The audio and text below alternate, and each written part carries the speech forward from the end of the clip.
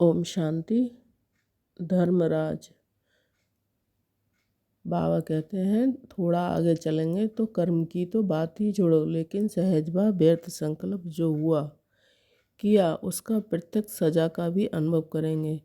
क्योंकि हमारे अंदर जब व्यर्थ संकल्प चलते हैं तो संकल्पों के खजानों को व्यर्थ गवाया, इसलिए धर्मराज भी नहीं छोड़ेंगे। अंतिम समय में हमारे विक्रम हमें महसूस होंगे। बाबा ने कहा है, वो 1 मिनट सदियों जैसा लगेगा। यही धर्मराजपुरी है। बाबा के माँ बाप सब अपना हिसाब चुकतू कर वापस जाएंगे। हिसाब किताब रहा हुआ होगा तो अच्छी रीति सजाएं खानी पड़ेंगी। ऐसे नहीं है कि योग में भी रहो और पाप भी करते रहो। कई बच्चे एक तरफ चार्ट भी लिखते रहते हैं और फिर कहते हैं माया ने मुंह काला कर दिया। ड्रामा जब अब समाप्ति की ओर है, कई जन्म के विक्रम का बोझा है। आज ऐसे पापात्मा ज्ञान की गलानी कराने वालों को बाप दादा वार्निंग देते हैं कि आज से भी इस गलती को कड़ी भूल समझकर यदि मिटाया नहीं तो बहुत कड़ी सजा के अधिकारी बनेंगे। बार बार अवज्ञा के बोझ से ऊंची स्थिति तक नहीं पहुंचेंगे। बाप दादा सभी बच्चों को समान बनने की शुभ भावनाओं से उड़ाना चाहते हैं। निमित्त बने हुए सेवाधारियों, बाप समान बनने ही है। कैसे भी बाप को अपना बनाना ही है, क्योंकि ऐसे वैसे को साथ तो ले ही नहीं जाएंगे। बाप का भी तो शान है ना। बाप संपन्न हो और साथ ही लंगड़ा या लूला हो तो सजेगा नहीं। लूले लंगड़े बराती होंगे, साथ ही नहीं। इसलिए शिव की बारात सदा लूली लंगड़ी दिखाई है, क्योंकि कुछ कमज़ोर आत्माएं धर्मराजपुरी के पास होते लायक बनेगी।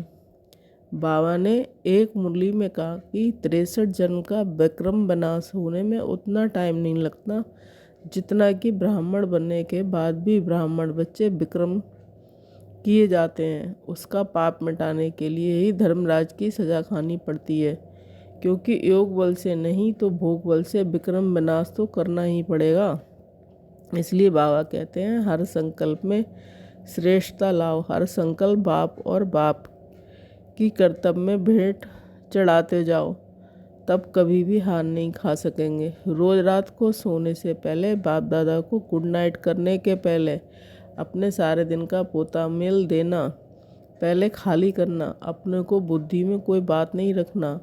बाप के रूप में सारा पोता मेल सच्ची दिल का दे दिया तो आपको धर्मराजपुरी में जाने की आवश्यकता नहीं पड़ेगी। सच्ची दिल पर साहबराजी हो जाएगा। जो आत्माएं बाबा का बनकर बाबा की पालना लेकर भी स्वयं के स्वभाव संस्कार को परिवर्तन नहीं कर पाती हैं, उनके लिए तो बहुत कड़ी सजा है। क्योंकि भगवान को पहचानने के बाद, हर कर्म की शिक्षा मिलने के बाद, स्वयं भगवान की मदद होने के बाद भी अगर कोई गलती करता है तो उसका दंड कई गुना बढ़ जाता है।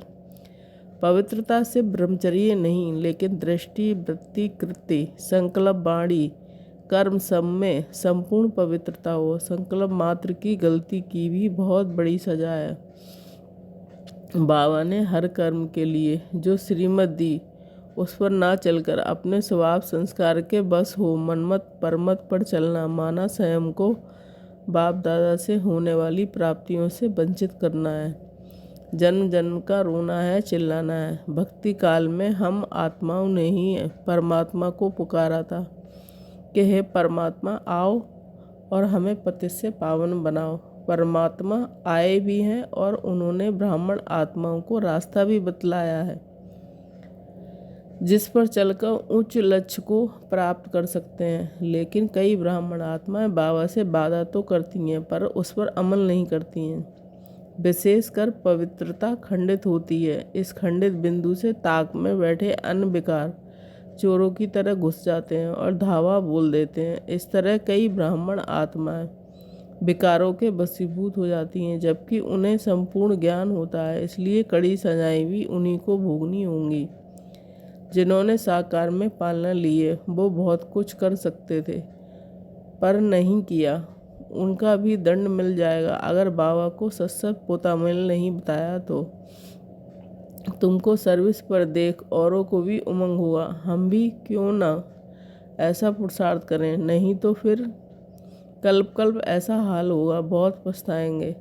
इस समय जैसा दुख मनुष्य सारी आयु में कभी नहीं देखते हैं। श्रीमत पर नहीं चलने के कारण पिछाड़ी में ऐसा दुख देखेंगे। बात मत पूछो, क्योंकि अनेक विक्रम किए हैं तो सभी परमात्मा पग पग सलाह दे रहे हैं, लेकिन फिर भी हम गफलत करें। अंत समय में साक्षात्कार करा कर बाबा फील करवाएंगे, क्योंकि सब कुछ गलती की। हमें बाबा को सब सच सच बता देना है और योग से विक्रम विनाश करना है, तो धर्मराजपुरी में धर्मराज भी हमें सलाम करेंगे। बाप की हर श्रीमत पर चलकर स्वयं को बाप समान बनाना ही धर्मराजपुरी से बचने का साधन है। ओम शांति।